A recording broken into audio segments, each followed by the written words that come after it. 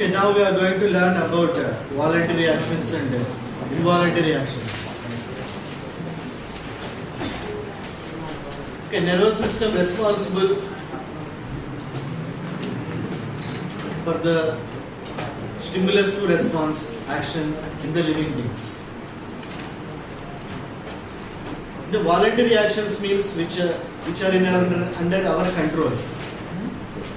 Usually say these actions under the control of the brain. They happens with our conscious.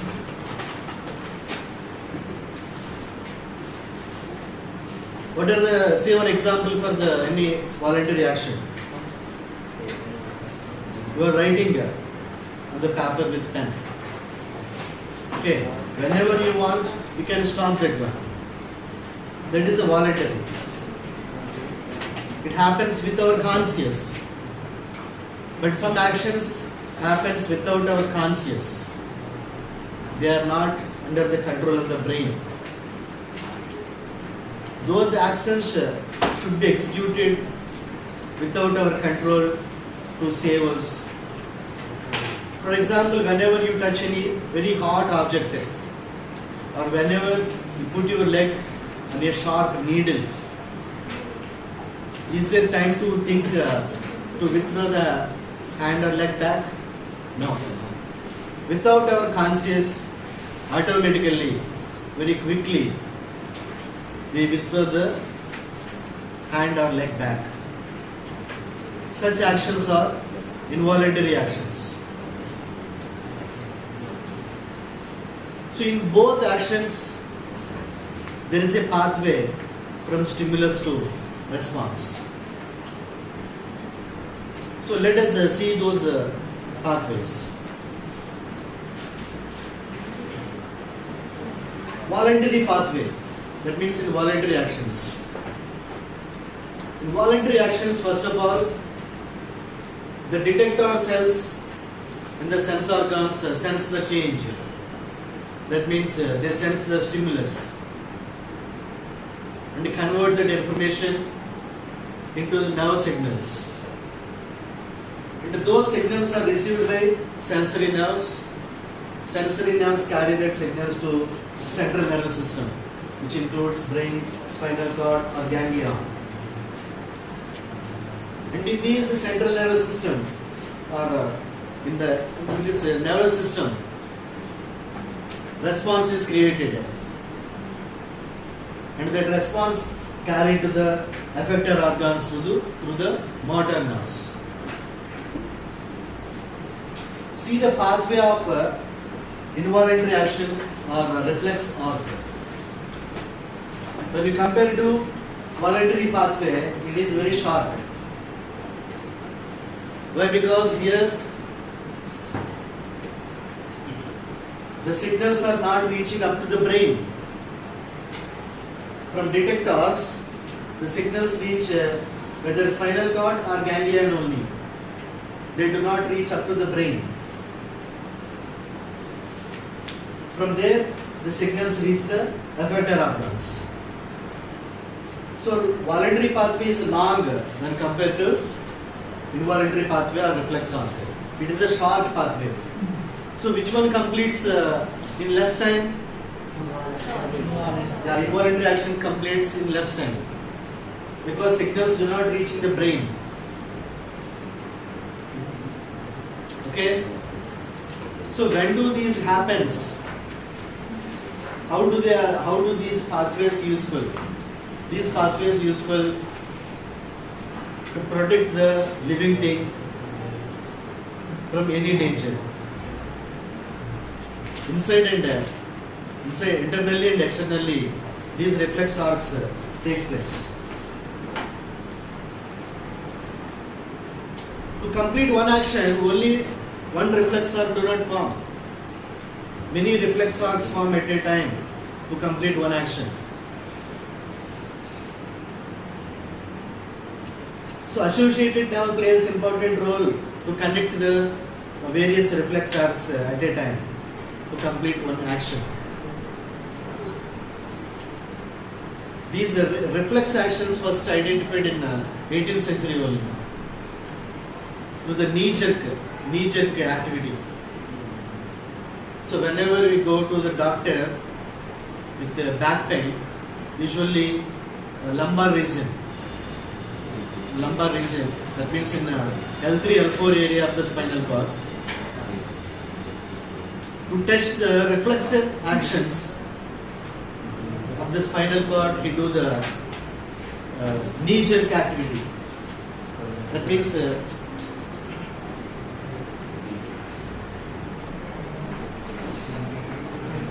so just we knock, okay, doctor knock on the kneecap very sharply. You know, bones are connected to the muscles with the tendons. Tendon, in 9th class you learn. Tendon connect the bone with muscle. So whenever the knees knock very sharply, the reflexes takes place in the tendons.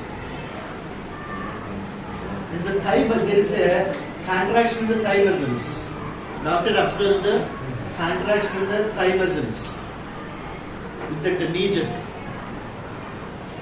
Based on the shape of the thigh muscles, it determines the health of the spinal cord.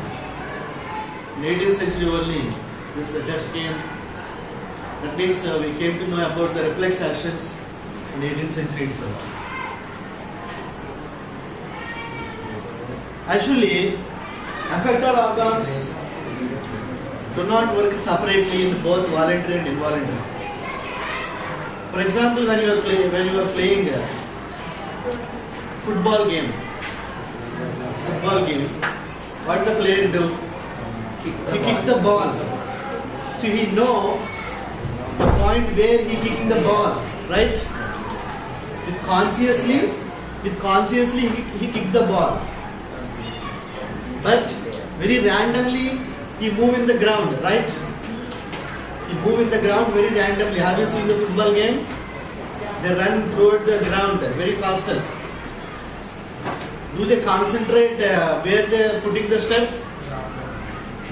Do they concentrate where they are putting the step while running? No. If they concentrate, they stumble. But he know where he know the point where he kicking the ball. So at the same time, muscles working voluntarily and involuntarily. Understand? Voluntary and involuntary actions takes place simultaneously in our body to complete the actions. For this, associated nerves plays important role to connect the reflex arcs. You know, associated nerves connect sensory nerves and motor nerves. So to understand completely about these voluntary and involuntary actions, we have to know the complete structure of nervous system. Based on the origin place of the nerves, the nervous system two types: central nervous system and peripheral nervous system. Okay, we are going to learn about that. In nervous system, two types are there, based on the origin of the nerves: central nervous system and peripheral nervous system. So in today's class we will learn about central nervous system, CNS, central nervous system. In the central nervous system, two parts we can discuss. Those are brain and spinal cord. Brain and spinal cord. So these two parts are made of the structural and functional unit of the nervous system. Those are neurons or nerve cells. Okay, first let us see about the brain. The weight of the brain is different in the male and female. 1336 grams in male and 1198 grams in female. But the weight of the brain decrease when we become old, especially approximately 2 grams of brain weight decrease per every year. That's why we lose the control on some actions when we become very old. Memory decrease, memory power decrease, some ability of interpretation and analysis also decreases. Okay, where do the brain is present? The brain is protected by the skull. Brain is protected by skull. The skull is made of immovable joints. It's also known as cranium. The skull also known as cranium. Cranium protects the brain. It's work like a helmet to the brain. And when you see the structure of the brain outside protected by 3 types of layers. Those layers are called meninges.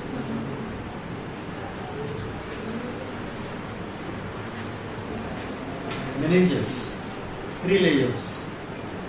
In order, those 3 layers are dura mater, pia mater, and arachnoid matter. Arachnoid matter. This is the outer layer, dura mater. Arachnoid is the inner layer. So between the inner layers, there is a fluid. The fluid name is cerebrospinal fluid.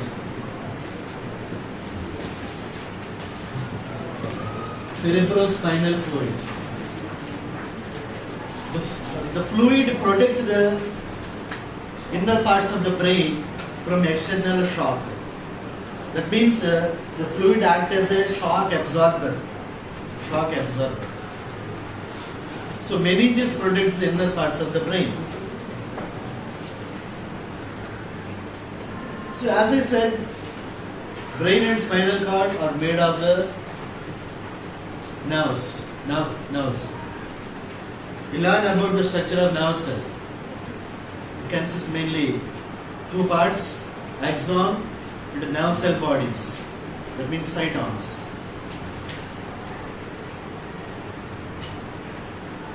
So how do they present in the brain and spinal cord? Let us see.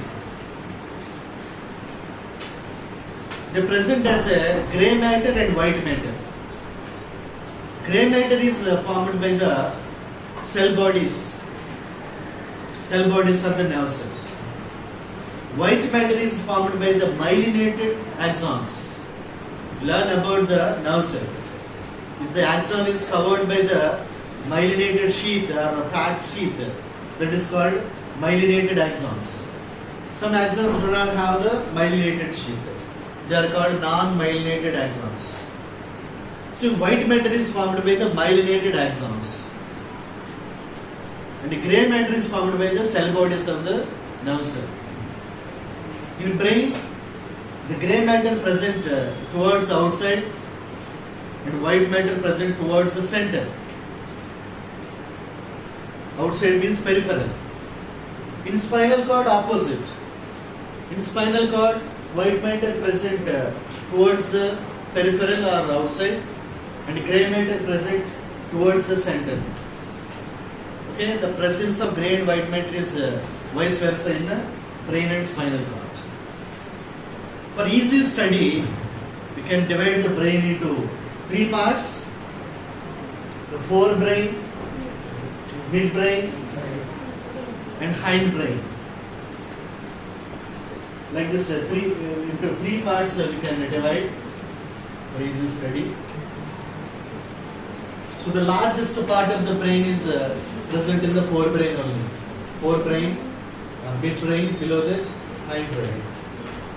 So let us see about that.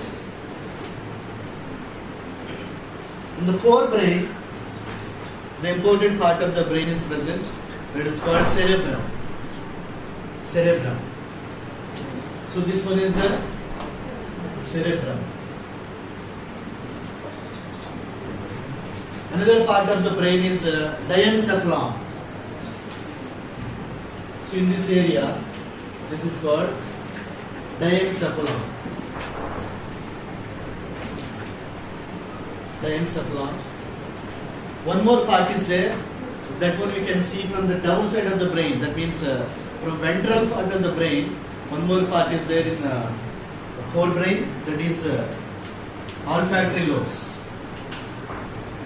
So these are olfactory lobes, which can be appear from the ventral part of the brain. That means down part of the brain. So these three parts are present in the forebrain. So this largest part is the cerebrum. The weight of the brain mostly occupied by the cerebrum only. The cerebrum divided into two parts. Those parts are called cerebral hemispheres. Cerebral hemisphere.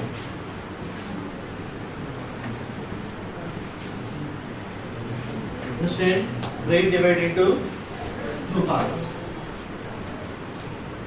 See here, divided into two parts. Each part is called cerebral hemispheres. And those two cerebral hemispheres are connected by the axons of the nerves. If you observe, there are folds on the brain. On the cerebrum, there are folds. It's not smooth. The folds are there. In that folds, some are depressions and elevations are there. So these are elevations, these are depressions. Okay, this is the elevation, this is the depression. The elevation part is called gyri. Elevation part is called gyri, and this depression part is called sulci. Gyri and sulci. So these folds increase the surface area of the brain. Cerebrum surface area increased by the folds. You learn in small intestine, the villi increases the surface area because it is folded like that. So folds increase the surface area. So these folds again divide the each cerebral hemisphere into four lobes. First brain divided into two lobes, cerebral hemispheres. Again each hemisphere divided into four lobes. So the names of the four lobes, you can see here. This is the temporal lobe, occipital lobe, parietal lobe, and the frontal lobe. Okay, frontal lobe, temporal lobe, parietal lobe, and occipital lobe. So each hemisphere divided into four lobes by the folds of gyri and sulci. Okay, this is the structure of the cerebrum. Now let us see the functions. Okay, below the brain, olfactory bulbs are there, or olfactory lobes. Olfactory means what? Smell. Okay, smell. Okay, olfactory lobes are the center for the sensation of smell. Understand? We smell different things. We respond. So whenever we smell something,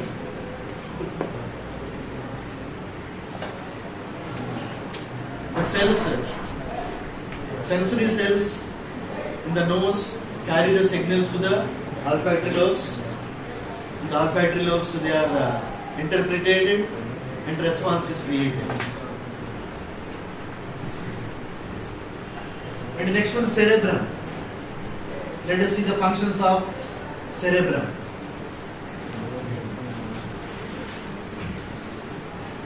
So cerebrum is the main part of the brain, already we have discussed. Responsible for various functions. It is a control center for mental abilities. That means calculations when you are doing mathematics. The reasoning, analytical reasoning. Why, what, like that we think. These are called mental abilities. We do basic mathematics, additions, multiplications. So those are done by the, for that center is in the cerebrum. Cerebrum. Reasoning, memory. Okay. Cerebrum acts as a memory card. Our every experience stored in the cerebrum only. The experience what you have in your childhood can store throughout life, whether it is bad or good. That is a memory cord, cerebrum. So memory, mental abilities, reasoning, all these are centered for cerebrum only. And it creates the responses for some sensations which receive from the skin, like pain, pressure, cold and heat. Okay? So all these four are sensed by the skin. So from skin, those signals or impulses reach the brain, and the brain create the responses to them.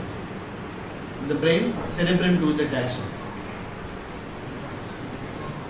Next one, diencephalon. Diencephalon. So diencephalon connect the cerebrum with the midbrain. It has two parts. Those are, what are they? Hypothalamus and thalamus. Hypothalamus, thalamus. Two parts are there.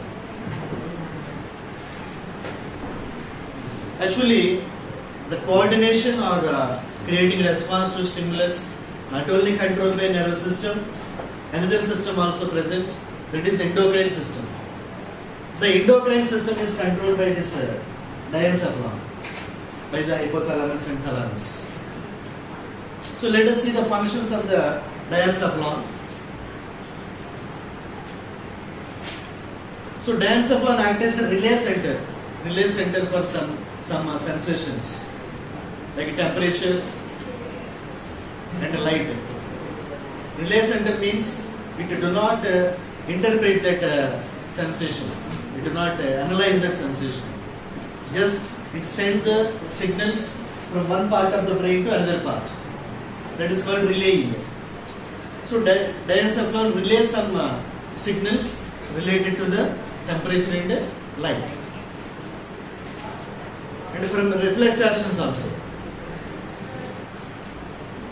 So related to muscular activities, the reflex actions controlled by the diencephalon. And it also control the activities which occur by the thyroid gland, like water balance in the blood, body temperature, speech, and hunger. They are also controlled by the diencephalon. Where is the thyroid gland is present in our body? So thyroid gland controls some functions. So thyroid gland is controlled by the diencephalon. Understand? So in blood, water balance, temperature, blood pressure, sleep. Usually these are controlled by the thyroid. The thyroid controlled by the diencephalon. Okay, one more. Hypothalamus. Hypothalamus controls the important gland which present in our body. That is the pituitary gland. If you observe below the thalamus, there is a P-shaped structure is there. That is called pituitary gland. The entire endocrine system is controlled by the pituitary gland only. Endocrine system means which release the hormones. Hormones also control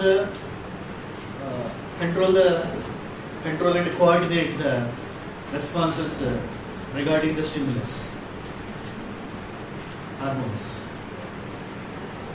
These hormones are released by various glands: thyroid gland, adrenal gland above the kidneys, pancreas. These are all act as a endocrine glands.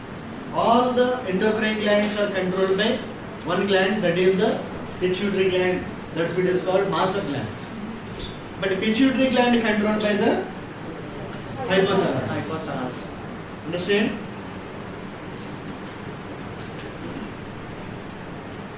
Okay, next part of the brain is midbrain.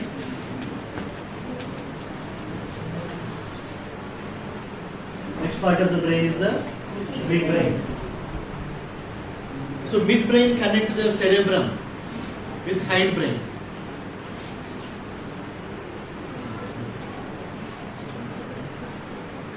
See, this is the midbrain. Midbrain connect the cerebrum with the hindbrain. So let us see the functions of the midbrain. Midbrain acts as a relay center. It's a relay center for motor impulses and sensory impulses. It relays the motor impulses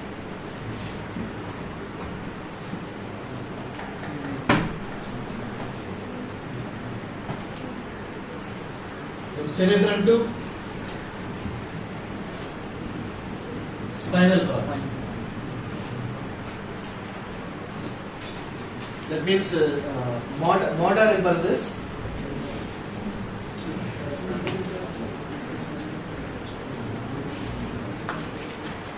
means nerve signals. So it carry the nerve signals from the cerebrum to the spinal cord, relay center. And it acts as a relay center for some sensory impulses from spinal cord to thalamus. Understand?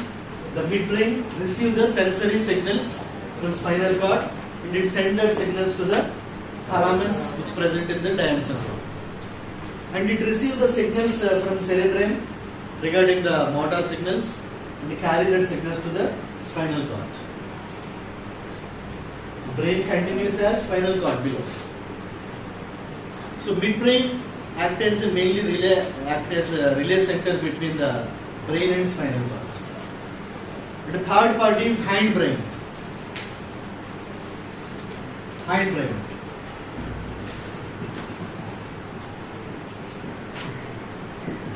In hindbrain, two important parts are there. Those are cerebellum. The second one, medulla oblongata.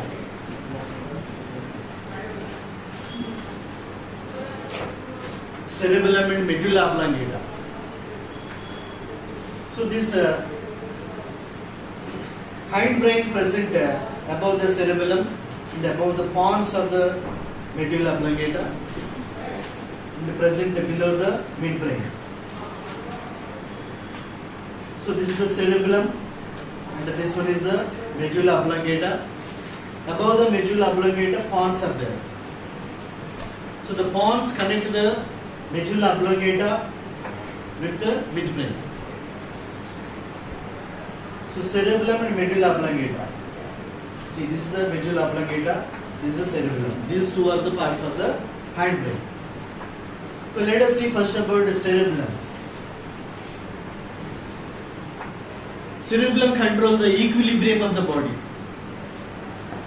For example, you might have observed the alcoholic person do not have the control on his body, right? His way of walking and movement, even speech. He cannot have the control on them. Why? Because of dysfunction of the cerebellum movement. Our body equilibrium and way of posture. Posture means the way we sit or stand. The equilibrium and posture are controlled by the cerebellum movement. And the voluntary movements, the body voluntary movements are controlled by the cerebrum. Okay, here I hold this pen. This is the voluntary movement. Because this movement is controlled by the cerebrum. Cerebrum sends the signals to the muscles in the finger through the motor nerves. But those voluntary signals coordinated by the cerebellum. Coordination is important. So between the effector organ and the cerebellum acts as a coordinating center. In alcoholic person, there is no coordination between the effector organs and cerebellum because of dysfunction of the cerebellum. That's why we don't have the balance on his body movements. So cerebellum control the voluntary movements initiated by the cerebellum, and it control equilibrium and body posture. Next one, medulla oblongata. Medulla oblongata. The medulla oblongata down continues as a spinal cord. Above, it connects to the pons of the brain. Pons.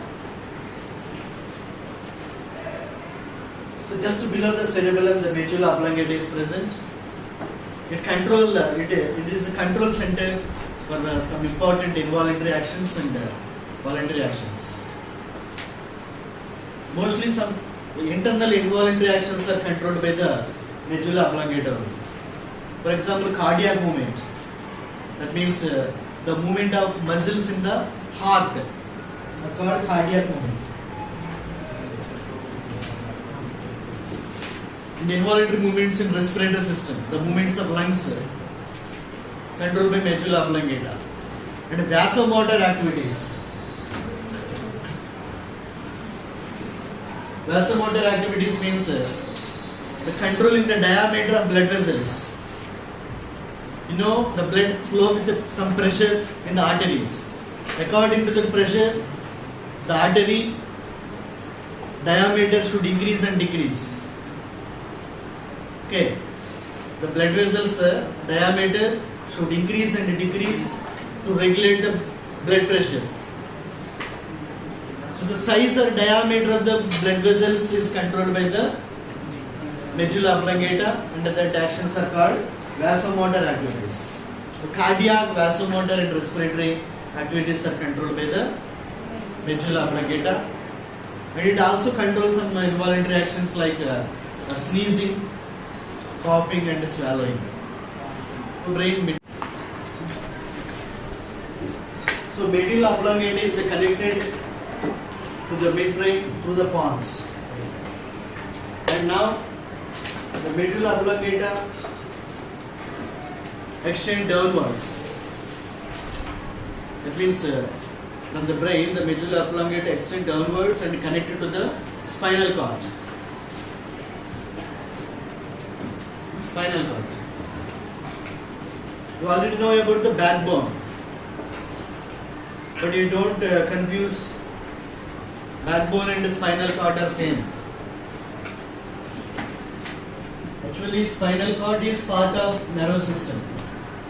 Backbone is the part of skeletal system.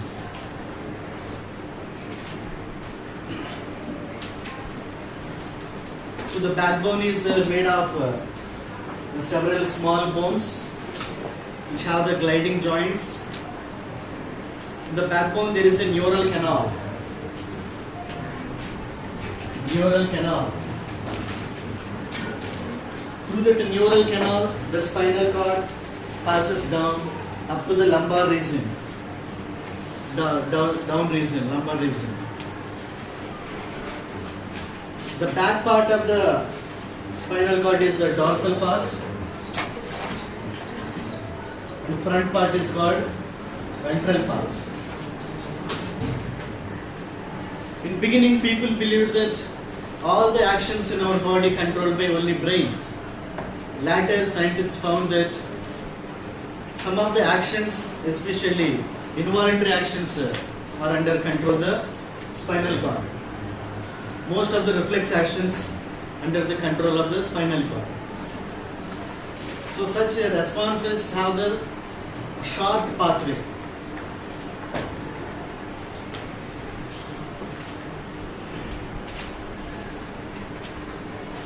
So if you observe the nervous system, the brain passes down a spinal cord, and if you observe the nerves are connected. The nerves connected to the spinal cord are called spinal nerves. The nerves connected to the brain are called cranial nerves. there is a specific number.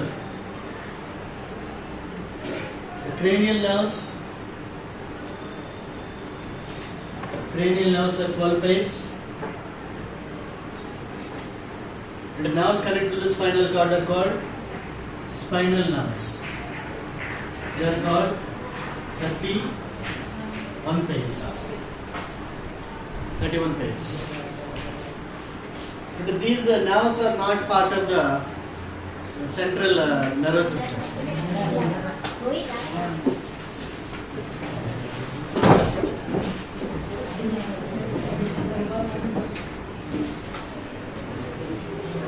Nerves are not part of the central nervous system.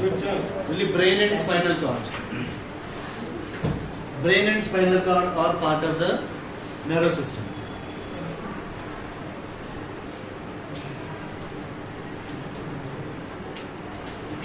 Okay, in the nervous system, two types: central nervous system and peripheral nervous system. Till now, I have discussed about central nervous system.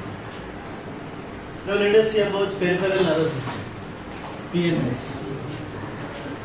To understand the peripheral nervous system, you have to know a section of spinal cord. That is a transverse section, TS of the spinal cord. When you observe the TS of the spinal cord, you can see the grey matter and white matter. Grey matter is formed by what to form the grey matter? Nerve cell head, nerve cell bodies. That means cytons. Nerve cell two parts: nerve cell body and axon part. Nerve cell, all the nerve cell bodies form the grey matter. All the myelinated axons form the white matter. So these two are grey and white matter. If you observe, there are two connections are there connected to spinal cord. Two connections, and the front part is dorsal root. Sorry, back part. Back part is a dorsal root. Front part is a ventral root. This is the ventral root. The back part is dorsal root. So nerves are connected to the spinal cord through these roots. Okay, three types of nerves you learn: afferent nerves, efferent nerves, and interneurons. Afferent nerves means which carry the messages from sense organ to nervous system. Efferent nerves means which carry the messages from nervous system to effector organs. That's why afferent nerves are called sensory nerves. Efferent nerves are called motor nerves. According to you, which nerves are connected to the dorsal root? Which nerves connected to the spinal cord through dorsal root? Sensory or motor? Sensory. So dorsal root carry the nerves which carry the messages from sense organs. So dorsal root carry the inward messages, ventral root carry the outward messages. So sensory nerves connected through the dorsal root, and the motor nerves connected through the ventral root. And if you observe, there are bulgings near the spinal cord. There are some bulgings. If you observe, on either side of the spinal cord, you can see some dot-like structures. Dots. So these dots are these bulges. What are they? Ganglia. What are they? Ganglia. So ganglia is made of nerve cell heads. Understand? And this ganglia you find in the dorsal root. So nerve cell heads in the dorsal root form the ganglia. So all the ganglia which formed by nerve cell heads and cranial nerves, spinal nerves. These three form the peripheral nervous system. Understand? Peripheral nervous system made of cranial nerves, spinal nerves, and dorsal root ganglia. This ganglia made of the nerve cell heads. These three form the peripheral nervous system. What is the function of peripheral nervous system? Is it controlled voluntary or involuntary? Means it control both voluntary actions and involuntary actions. Both. I will say that through an example. So peripheral nervous system control both voluntary actions and involuntary actions. And part of the peripheral nervous system which control involuntary action is called autonomous nervous system. So involuntary part is also known as autonomous nervous system. Autonomous nervous system. In short form, ANS. ANS. In this autonomous, again two types: sympathetic and parasympathetic.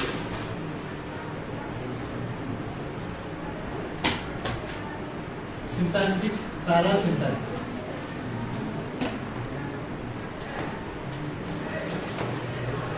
We will learn about these two types in higher classes.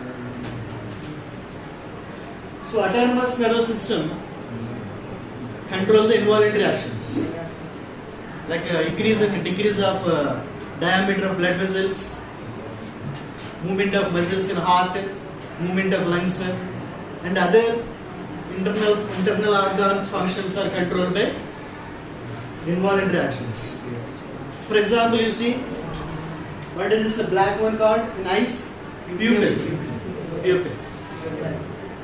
If you observe your friend's pupil in a different light intensities, you can see that there is increase and a decrease in the diameter of the pupil. Can we control that size of the pupil in our own?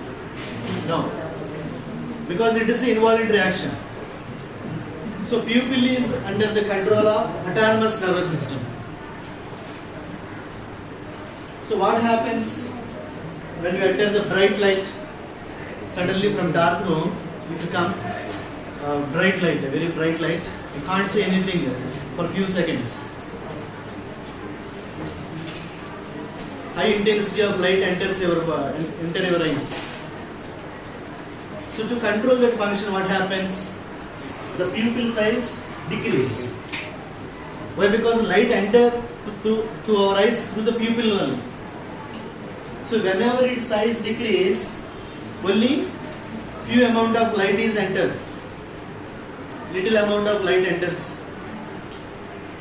So to reduce the light intensity into the eyes, the size increase, size decrease. That's what we can see very clearly. In another situation, in dim light, from lighting room to, if you enter the dark room, you can't see anything for a few seconds, right? After a few seconds, slowly you can observe the things, but all appear in grey color only. How it happens? So whenever we enter the dark room, to allow the more light into the eyes, the pupil size increase. That's why we can observe. So this movement is, as I said, an involuntary action. It is under the control of the autonomous nervous system. According to the pressure in the blood, the artery walls should increase and decrease in diameter to control the pressure. That also controlled by the autonomous nervous system. So all the involuntary actions. And peripheral nervous system also controls some voluntary actions like muscles in the skin and muscles attached to the skeleton. These are controlled by the voluntarily by peripheral nervous system. So this is totally about nervous system. Central nervous system and peripheral nervous system. Both coordinate the functions. Coordinate means they create the responses according to the stimulus. But as I said in earlier class, there is one more system in our body which coordinate. What is that system? Chemical system. Chemical system, also known as endocrine system. Endocrine. For example, whenever you eat anything, glucose levels increase in blood. If the glucose level continues to increase, we can't survive. Whenever the glucose levels increase, immediately one hormone release, one chemical release, that is insulin. So here what's happening, whenever the glucose level increase, that is the stimulus. Releasing insulin and controlling the glucose is the response. And that activity is under the control of the endocrine system. But endocrine system cannot do that, cannot coordinate itself alone. It takes the help of the nervous system. So both systems coordinately work. In next class you will learn about endocrine system, the coordination by endocrine system.